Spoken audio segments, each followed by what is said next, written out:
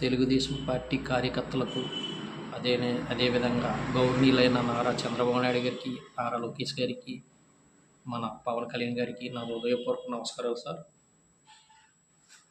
మాది మోరి గ్రామం, సగినేటిపల్లి మండలం, రాజోలు తాలూకు సార్.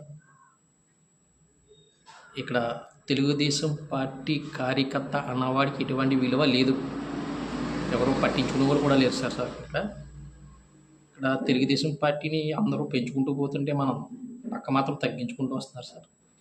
అది మాత్రం మీ దృష్టికి తీసుకోవాలి సార్. ఈ తెలుగుదేశం పార్టీ కార్యకర్తలందరికీ కూడా ఒక ఇన్ఛార్జిని పెట్టండి సార్ దయించి. మీరు ఇన్ఛార్జిని పెడితే మా అందరూ మిమ్మల్ని నమ్ముకున్నాం సార్. ఈ రోజున చెట్టి బర్జీ అనేవాడు ఎవరైనా ఉన్నారంటే 99% మా తెలుగుదేశం పార్టీకే సార్ మా ఓటు అంటుంది. 99% మేము తెలుగుదేశాన్ని నమ్ముకున్నాం సార్. అంతా ఎంత కష్టం వచ్చినా నష్టం వచ్చినా నిలబడేది మేము తెలుగుదేశం పార్టీకే సార్.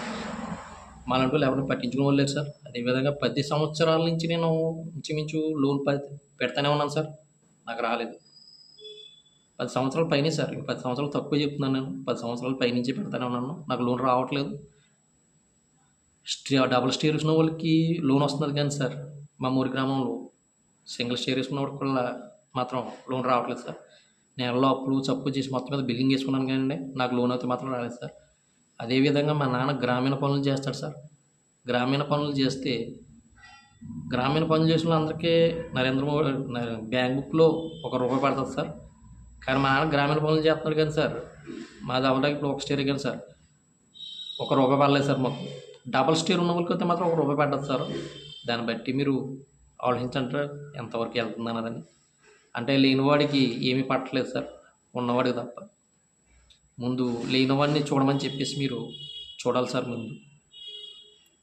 అదేవిధంగా మన మలికిపురం టు మోరి గ్రామం వరకు కూడా రోడ్లు చాలా సర్వనాశనం అయిపోయినాయి సార్. రోడ్లు అవసరం లేని చోట్ల రెడ్లు వేస్తున్నారు, అవసరం ఉన్న చోట ఆ రోడ్లు వేయట్లేదు సార్.